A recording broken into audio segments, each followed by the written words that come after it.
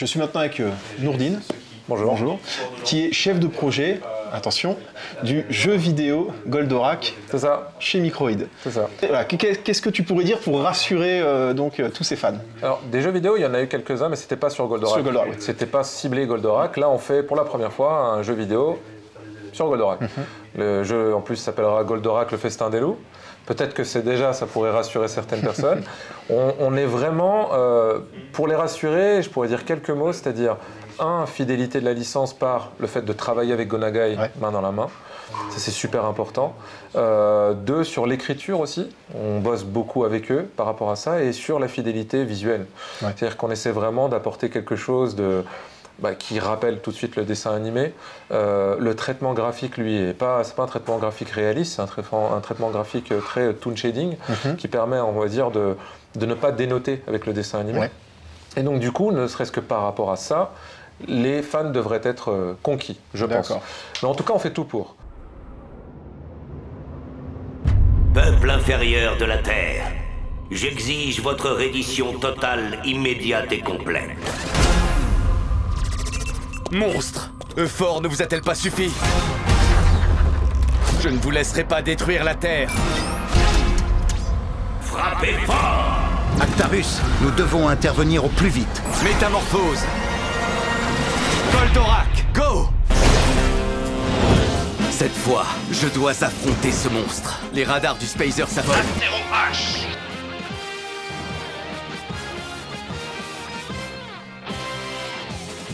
Salut, c'est GLKago. Après avoir fini le jeu Goldorak, le festin des loups en live avec vous, écoutez, il est tout simplement temps de tirer les conclusions. Par où commencer? Mon avis global sur le jeu, vous avez pu le constater pendant les lives, il est plutôt bon. J'ai pris du plaisir et je me suis amusé. Mais ce qui m'intéressait vraiment de savoir, c'est si les bugs constatés nuisaient à l'expérience de jeu. Et là, je vous laisse constater par vous-même.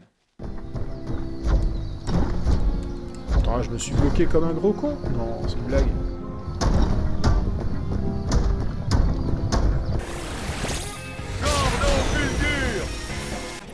Ah. Bon. Les commandes ne répondent plus. Ah non, sérieux, non là c'est une blague quoi. En effet, par 5 fois j'ai dû redémarrer le jeu parce que les bugs m'y avaient contraint. Alors je vous cache pas que ça a joué sur la note globale. J'ai aussi rencontré quelques ralentissements, toujours sur les mêmes phases de jeu, celles où il fallait exploser un rocher en tapant 3 fois dedans. Tu peux y arriver, Actarus. Il te faut juste un peu d'élan. Ça ralentit.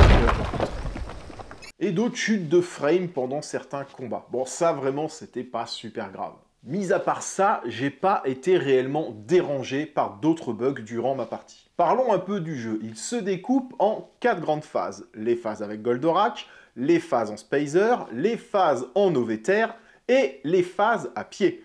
Commençons par celle-là. C'est une phase de transition entre les niveaux qui servent à la narration. Le rendu est plutôt cool pour le ranch. On y voit l'Oveter dans son hangar, la citerne de Rigel, Mizar qui chasse des papillons. Dans l'ensemble, je trouve ça plutôt réussi. En ce qui concerne le centre, on y retrouve la salle de commande, un endroit pour apporter des modifs à Goldo et l'infirmerie. La salle de contrôle, elle est vraiment grande, voire peut-être, si on veut être tatillon, un poil trop, car en effet, ça fait un peu vide. Et pourtant, ils ont été mettre du détail dans cette salle de contrôle avec un truc qui m'a pas sauté aux yeux au premier abord, mais que j'ai remarqué peut-être lors de ma 2e ou 3e visite, c'est l'effet de profondeur qu'ils ont rajouté grâce à la vitre qu'il y a du coup dans le centre. J'ai trouvé ce petit détail absolument génial. Je l'ai dit, c'est une phase qui sert à faire avancer l'histoire, à la narration. J'ai trouvé ça sympa parce qu'on a vraiment l'impression de se retrouver quelque peu plongé en fait, tout simplement dans l'épisode de Goldorak. Le seul petit bémol vraiment, c'est la démarche d'Actarus, quoi. La façon dont il court.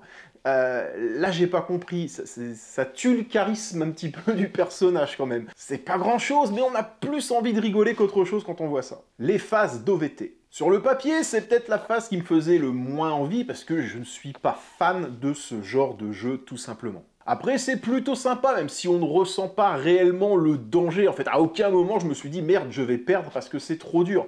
Mais bon, voilà, encore une fois, ça s'inscrit, j'ai envie de dire, dans la continuité d'un épisode de Goldorak. C'est vrai que les mouvements des soucoupes, parfois, peuvent paraître bizarres, notamment quand elles passent tout droit comme ça, en tirant devant, alors qu'elles ne nous ciblent même pas. Mais on comprend vite que c'est juste pour nous gêner dans nos déplacements et nous emmerder à éviter les tirs adverses.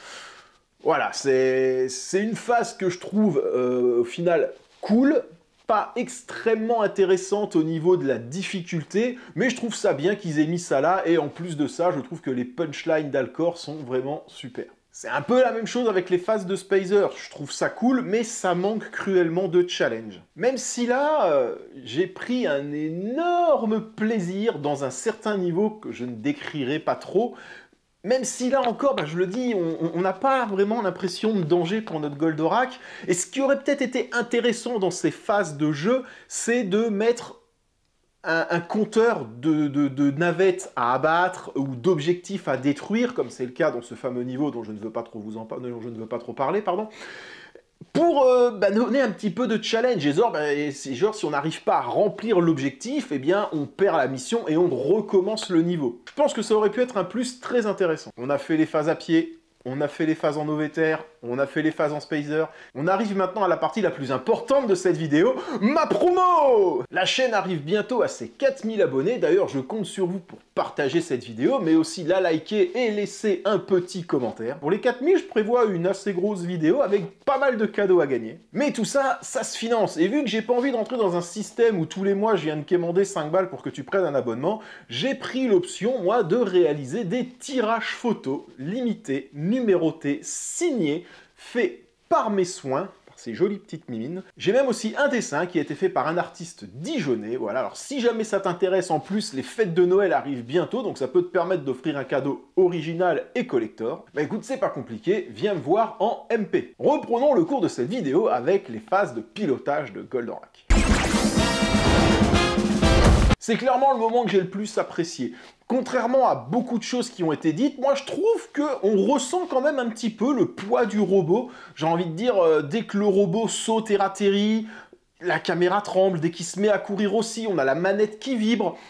J'ai envie de dire, l'immersion n'est pas totale. Il est vrai que parfois, le gigantisme de Goldorak peut paraître bizarre, voire pas suffisamment développé. Après, il faut savoir un truc, notre Goldo n'est pas si grand, il ne fait que 30 mètres de haut. Et oui, GL Kago. Pour vous donner un ordre d'idée, parlons de votre fierté nationale, la Dame de Fer. Elle culmine à 330 mètres de haut, mais son premier étage, lui, n'est qu'à 57 mètres, soit l'équivalent de 2 Goldorak. Votre porte-avions, le Charles de Gaulle, 260 mètres de long. Goldorak pourrait aisément s'allonger dessus et y faire la sieste. Mais 30 mètres de long, c'est aussi plus ou moins l'équivalent de 6 Citroën C5 année 2006, mis bout à bout. Vous voyez donc que votre robot n'est pas si grand. Merci, commandant. D'ailleurs, je me suis déjà posé cette question avec d'autres personnes, et la vraie taille de Goldorak devrait plus ou moins se situer aux alentours des 75 mètres. Ça fera peut-être l'objet d'une prochaine vidéo. Je vous invite donc à refaire le jeu avec ces données en tête, parce que oui, Goldorak, il n'est pas si grand que ça. Voilà pour la petite aparté technique. Parlons un peu des missions et du gameplay. C'est vrai que c'est répétitif, mais quand même, c'est putain de plaisant de défoncer tous ces robots avec Goldorak. En plus de ça, le fait d'augmenter notre robot nous débloque de nouvelles attaques, de nouveaux finishes, de nouvelles compétences. Alors, encore une fois, c'est pas illimité, mais avec un brin d'imagination, sans déconner, moi j'ai vraiment passé un très très bon moment à défoncer tous ces robots. L'intelligence artificielle est par moments un peu limitée, ça aussi on va pas se mentir, c'est vrai. Mais encore une fois, ces robots sont juste là pour se faire défoncer. Et ça c'est plaisant. Niveau mission, c'est vrai qu'on retrouve le coup de l'escorte à chaque niveau. Non, pas toi. Le coup de l'escorte à chaque niveau, mais ça sert à faire avancer l'histoire, on a souvent une trame narrative qui se met en place, et lors du niveau 4, ça donne l'occasion d'avoir pour moi l'un des meilleurs caméos de ce jeu. Le reste des missions, c'est classique, de l'eau contaminée à gérer, une centrale nucléaire à secourir, mais là encore, j'ai envie de dire, on reste dans l'esprit de ce qui était Goldorak dans le dessin animé, donc personnellement ça m'a pas choqué. En fait pour moi tout dépend de là où vous portez votre attention. Si jamais c'est sur le gameplay et non sur l'histoire de ce jeu, c'est clair que ça va vous paraître fade. Car ce jeu est clairement un pur concentré de fanservice, et moi je trouve que ça marche plutôt bien. Comme je le dis encore une fois, j'ai pris du plaisir à faire ces missions, à booster mon Goldo, à essayer tout un type d'enchaînement, à essayer de me positionner dans l'alignement pour que lorsque je balance mon fulgure au point, je fasse une brochette de plusieurs adversaires. Ah, ça peut faire mal. Fulgure au point.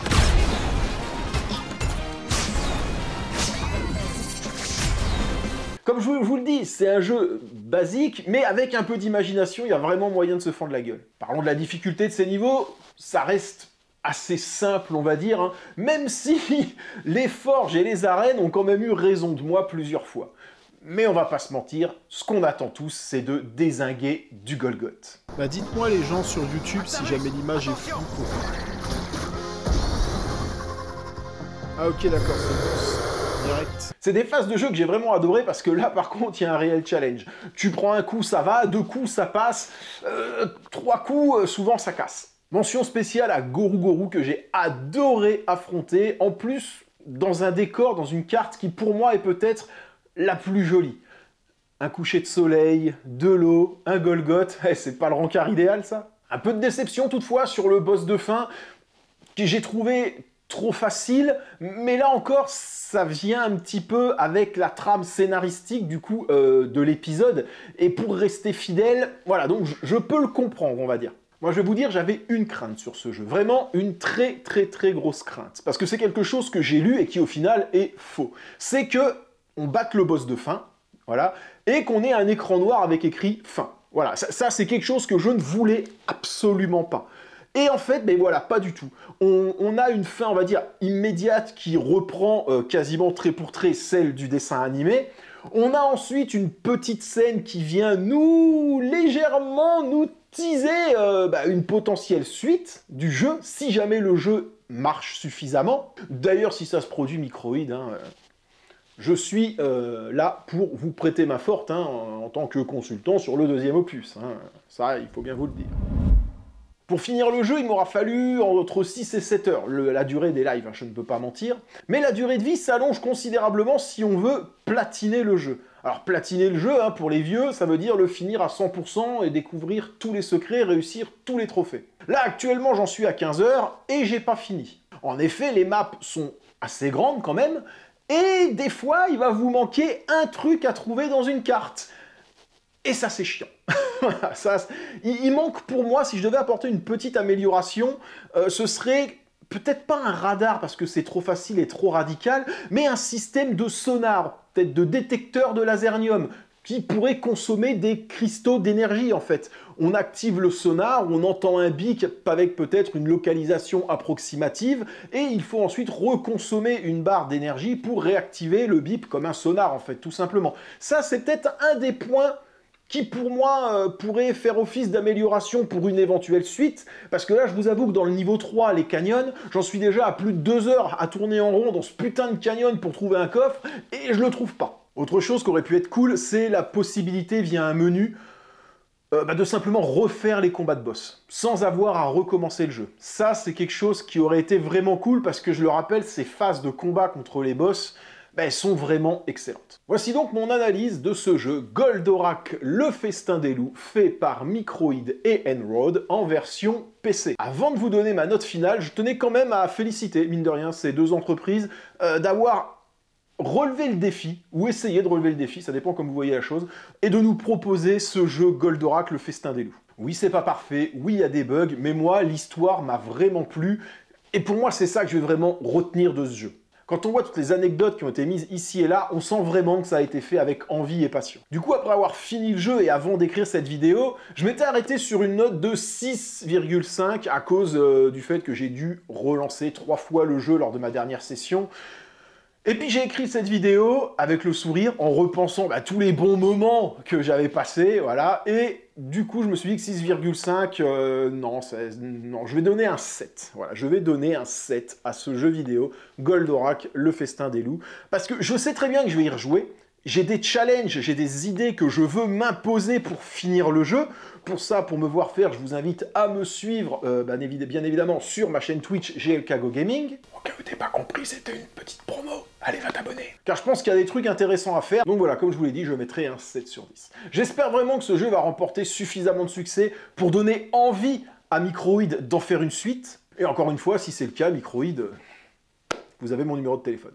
Voilà, c'était ma conclusion sur ce premier jeu vidéo consacré entièrement à Goldorak. Goldorak, le festin des loups. Je vous invite bien entendu, comme j'ai déjà dit, à liker et à partager cette vidéo, mais aussi à donner vos avis en commentaire.